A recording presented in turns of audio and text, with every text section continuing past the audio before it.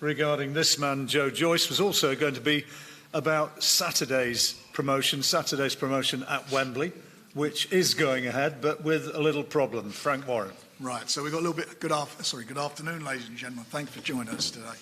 We have a problem at the moment. Is that Daniel's opponent, Larty, went to the British Embassy in Accra, Ghana, to pick up his visa.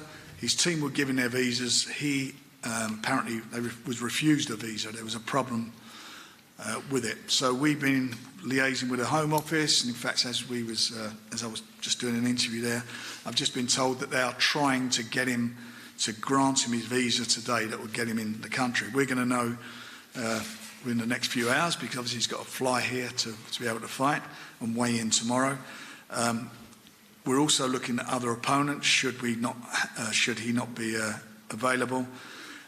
But until we know where we are with Larty, we can't make a decision on whether Daniel's going to fight.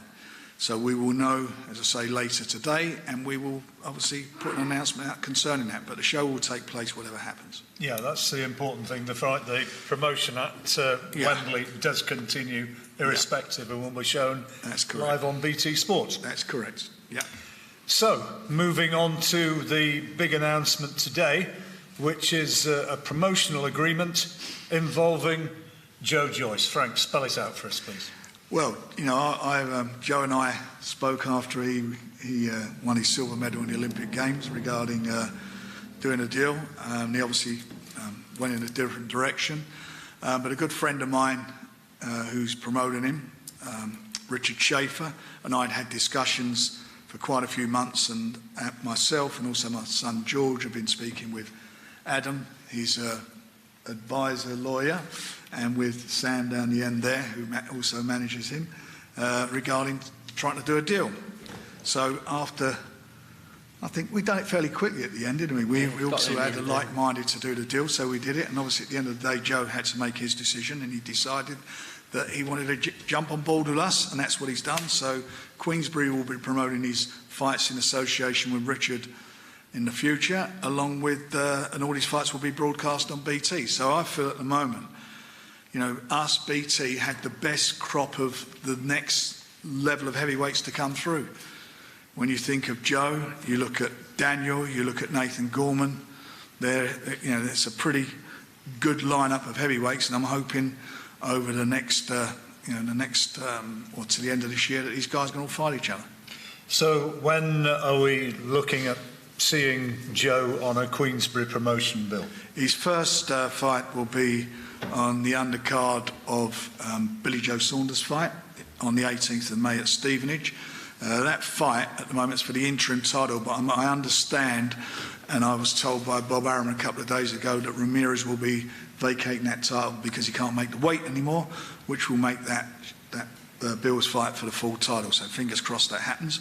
But Joe will be on there. It's a cracking little show as it is, and we're really delighted to be on there making his debut on BT and for Queensberry. Well, before we hear from Joe himself, let's just hear from Sam and Adam about why this is an important development, and the fact that you've agreed a year-long deal with Frank. Start with you, Sam. How important is this at this stage? Undefeated, Joe, winning everything by knockouts. How important is this relationship? I think it's massively important for Joe at this stage in his career now. He's been kind of floating about on different platforms. He's boxed in America quite recently, but I think it's really important not to neglect the UK market. And with Frank guiding him, the sky's the limit. And with BT Sport, big fights are what we want, and that's what we're going to get. And being back here, fighting in the UK, I guess, we'll hear directly from Joe in a minute, but that's kind of the direction that you need to go. Yeah, 100%. Like Joe's still going to be fighting in America, but he needs a base in the UK. And Joe loves BT Sport. I think we spoke to Frank in LA with Richard Schaefer, and we was happy with, and things kind of slowed down, and then it picked back up, and we've finally got it over the line, which is, I say, it's going to be massive for Joe's career. And 33 now, aren't you, Joe? Yep. At the age of 33, you want to be getting on it. You want to be getting on with it. Yeah, I'm excited to start with Frank Warren and getting some massive fights. I'm ready. I'm ready to take on anyone. I'm just really excited to get the ball rolling. And May 18th, I'm gonna put on a good show. And I'm in training with Adam Booth now, and training camp's going really well, and I'm improving, picking up new things. So I'll have a chance to demonstrate my skills on May 18th. Adam, also involved with the management of the big man here and on the legal side of it. I noticed, obviously, read all the social media and everything, that Joe was mentioned in the same breath as a certain heavyweight champion who comes from this country. Are you going to be pushing for massive fights in the foreseeable future? Yeah, I think we have to. You've got to look at where Joe's come from. He's been brilliantly promoted to date by Richard Schaefer, who's got him mandatory for the WBA title, mandatory for Kabayel, British titles ordered, and now he's teaming up with Frank. So yes, we absolutely want the big fights, and hopefully, which promoter you're with and which TV network you're with won't affect things too much. But obviously, Frank promotes Tyson Fury, and that's the route to the world title for Joe. So there are lots of big fights out there, and when we talk to Joe and say, do you want to fight so-and-so, his answer's always yes. That sort of fighter. I mean, you were talking about Anthony Joshua. He's scrabbling round for an opponent, and you'd said yeah. Andy Yeah, Ruiz, why it not? looks like, yeah. It's it's a brilliant opportunity, and I think I'm ready to take on the top guys. So it's just strategically a few more fights, and I'll be up there anyway. So that opportunity was kind of presented and there, so I'm obviously interested. Realistically, I guess that's not going to happen. So realistically, how far away do you think you are from the mega fights? 3 fights? 3 fights, as close as that? Yeah, three, four fights. Yeah, I'm ready. Now, a lot of the guys here, of course, were expecting to see Daniel Dubois today. The board have said Dubois versus Joyce can happen. What's the score with that, Frank? Well, the score is really simple. We don't know where we are with Daniel at the moment for Saturday. Yeah. So once we know where we are later today, then we can get that fight out of the way, whether he fights on Saturday or not. And then next week we will be sitting down with all our heavyweights, and we'll be having a press conference for all you guys to inform you what the plans are. Where do you see yourself, Joe, in the heavyweight shake-up? I mean, when you look at the guys out there, can you evaluate, in your opinion, who's the strongest? Who do you think is the one that you could really target? We've heard about Tyson Fury. We've talked about AJ. Deontay Wilder out there as well. Can you just give us an idea of what you see as the relative attributes of the main heavyweights? Okay, so we'll start with Fury, and Fury is, very elusive. He's got great head movement. His footwork's good, and he's, good at like keeping it at range and really getting his shots off from different angles, and with them flicker jabs and stuff like that, and his ability to outbox someone if you let him get going. Wilder, on the other end of the stick, is he's got decent boxing ability.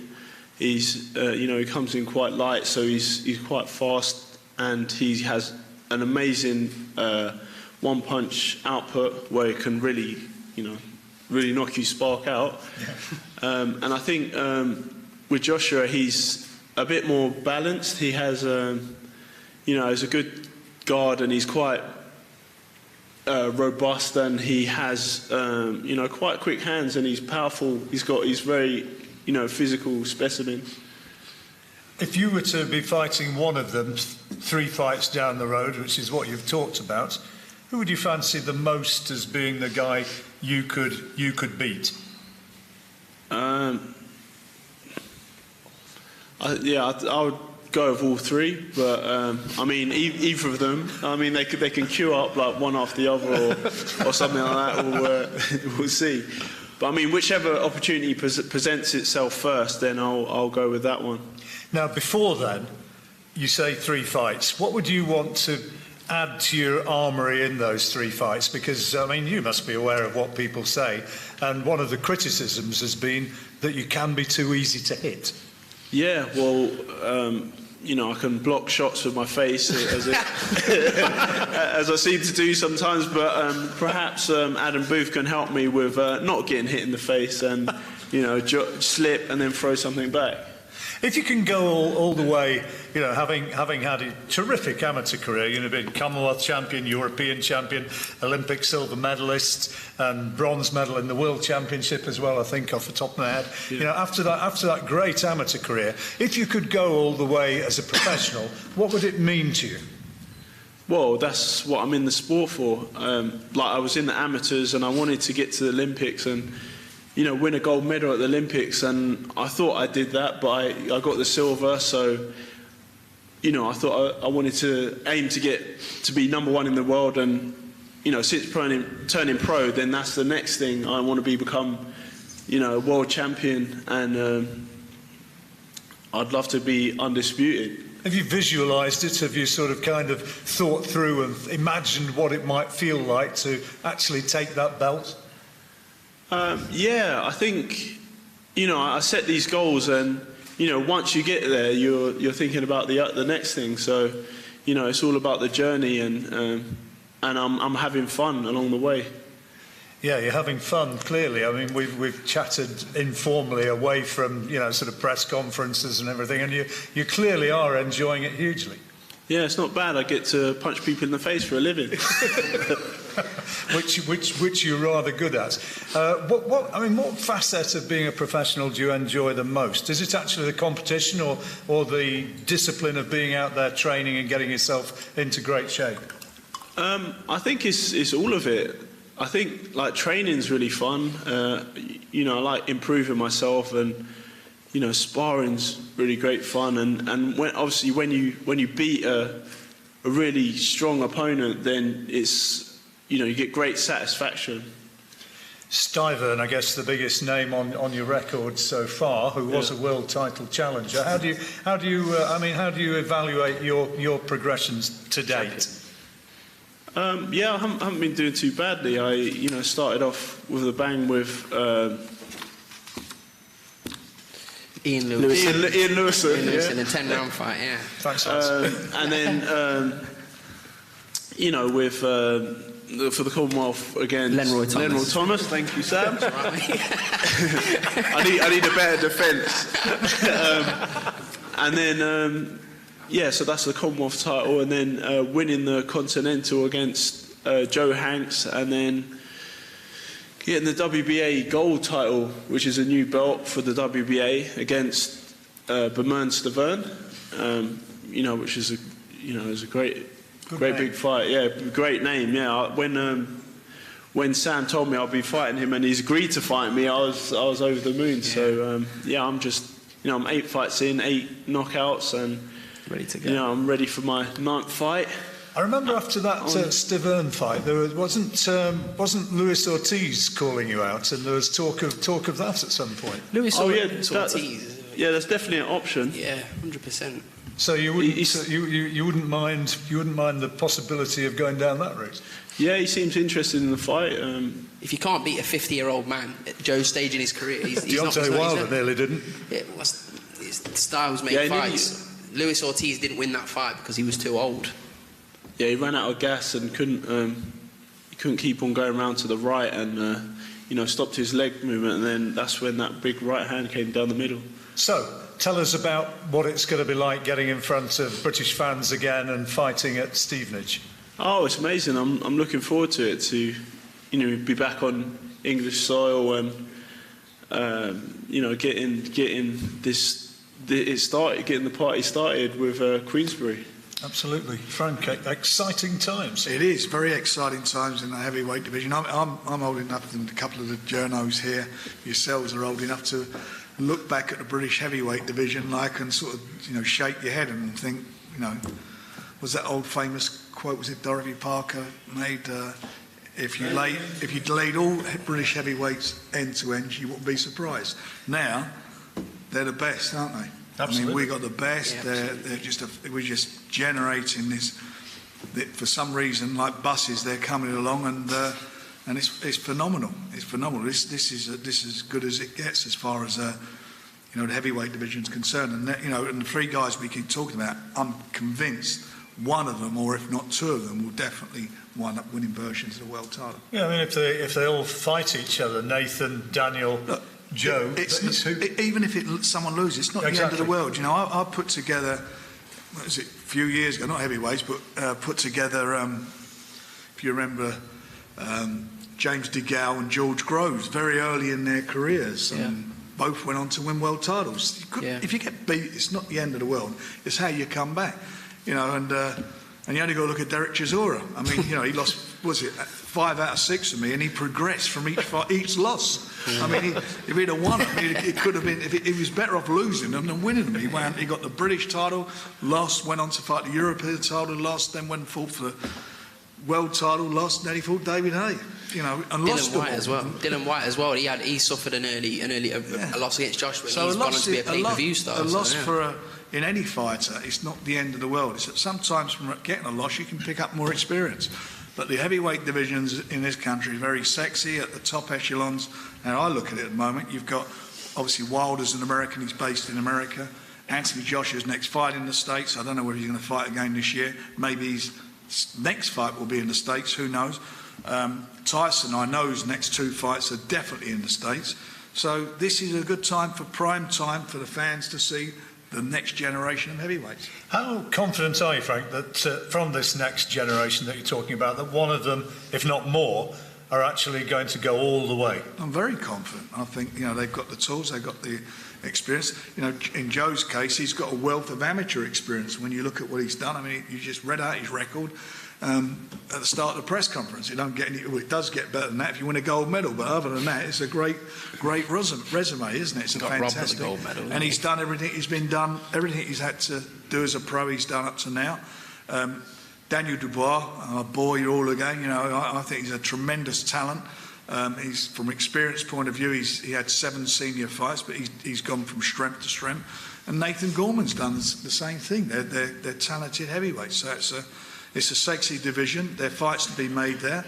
And as I say, it's not the end of the world for the loser. You only got to look at, as I mentioned, mentioned Derek Chisora, but more so look at what happened with, as I say, with DeGale and with George Groves. They went on to win world titles. Getting beat is not the end of the world. And you've sparred both the lads that Frank's talking about back in your amateur days, being in amateur training preparation with the pair of them, so you know them well. Oh yes, in Team GB, they had a wealth of heavyweights up there for sparring, so yeah, we did quite a few rounds. Confidence as a result of that? Oh yeah, it's great practice and experience for when you fight some of these other countries. It's important to have good sparring, and we had great sparring up there. They've all got something in common, the three of them. They have tremendous belief in their own ability. When I speak to them individually, and more so, not so much with Joe, but he's oozes with confidence. But when I speak to Daniel and Nathan, they genuinely believe in themselves. They believe they've got the beating of everybody. These are not guys just saying, I want to get a few quid, put me in this one, get a payday. They believe they can go on and win these titles. And that's what I get excited about, because of their confidence inspires confidence in us to push them forward and make the matches. Before we ask for some questions from the floor, Frank, I mean, how, just put into words, because you're involved with these guys, been around for a year or two now, how excited are you to be actually shaping, if you like, to a degree, the heavyweight division in Britain at the moment, and potentially putting on these wonderful fights? I'm very excited. I'm excited for me because I'm a boxing fan as well as a promoter. I love the sport. I'm competitive in my way as much as the boxers are, so we want to put on the best. I'm excited because we're building and have built a platform on BT that I think has overtaken the domestic market. With the shows that we're putting on, I think we're leading. We're the leading British promoter in this country. There's no doubt about it. And I'm so excited. the combination of fights that can be made, and the fact that I know at the end of the day that, as I say, one or two of these guys, certainly one of them, will win a world title.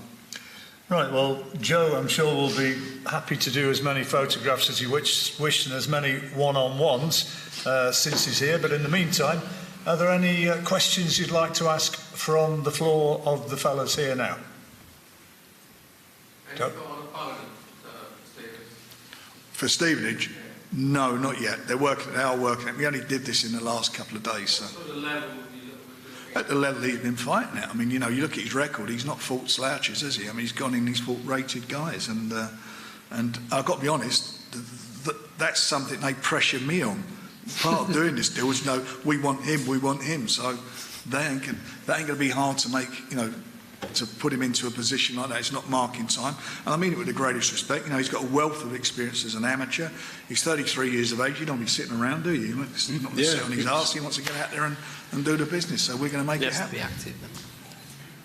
Joe, why did you leave the world winner and train like Sanchez?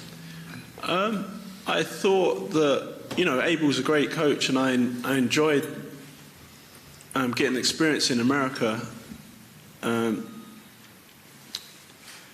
But I felt like I was kind of, you know, I was kind of a bit split, and I didn't have a base, so I was like based up there for the training camps, and then, you know, had to get a car and stuff like that, and then I'd, you know, come back and then don't really have anywhere to live, and then I'll have to get a place, get a car, and I don't know, and I thought, yeah, and I thought, you know, Adam Booth was like my first choice. Like after, you know, splitting with Salas, Booth was, you know, on the radar then. He was like first choice. So Sam tried to, you know, get in contact with him, but he didn't have enough time at the time.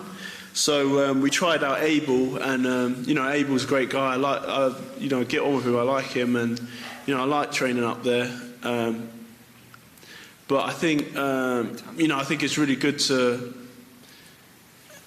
You're a homeboy. Yeah. It's really good. It's really good to be back in the UK, and I like the method that Booth uses to, you know, the head movement and stuff like that, staying offline and not getting hit. And I think, like my last fight, I was getting hit a bit too often than I liked. I mean, I did hit him with loads of shots, but I mean, he got him with a few. But Adam Booth was Joe's first choice. He inherited Salas when he went with David Hay, and he was a 17 champion Salas trained. Yeah. When Salas left, I think he went into kind of like a semi-retirement to Qatar to train. I don't know who Farhad, the Sheikh in Qatar. We needed to make a decision fast, and Booth wasn't available. So Abel Sanchez, a Hall of Famer coach, so we went out there, and you're going to get great experience training with Golovkin. But Booth was Joe's first choice, and Adam knows that himself. Adam Booth knows that himself, which is the reason why he took Joe with open arms when he had time for him. So that was the reason why. Sam, I saw on social media when Joe Miller was pulled out that you offered, you were interested in that fight with Joe. Did that ever get to a formal negotiation? Well, apparently Joe wasn't credible, but. Yeah, we were said Joe wasn't a credible opponent, but it looks like Andy Ruiz or Trevor Bryan is. But look, Joe never asked about money for that fight. He just said, if that fight's there, he's available. He told me that. I didn't say, Joe, do you want to fight Anthony Joshua? He goes, I'll fight him. It's a huge opportunity. If you're not in boxing to win 3 world titles and fight for loads of money at Madison Square Garden, what on earth are you in boxing for? All these heavyweights are turning down the fight, and all Joe said was, he never said he deserved it. He just said, I'm available. I'm available to fight. I'm ready to go. That's all he said. Given you're now based back in London, you've got a new promoter as well. In a positive way, does it feel like you're starting your career again? Yeah, I guess it's a new chapter. It's a new start, fresh start, and I'm ready to get it going. I think from a timing perspective as well, as Frank was just outlining, there is a real opportunity now with Anthony Joshua fighting in the US, Tyson Fury fighting in the US, for Joe to become, the possibility of becoming kind of leading heavyweight that regularly boxes in the UK. Yeah. And that's a timing thing, and it's fallen nicely. Any more? anymore for any more. A lot's made of Joe's that he's slow, that he's 33, he's this, he's that. But when he wins a world title in slow motion, what's everyone going to say then? Don't worry about it. He keeps saying I'm old and slow.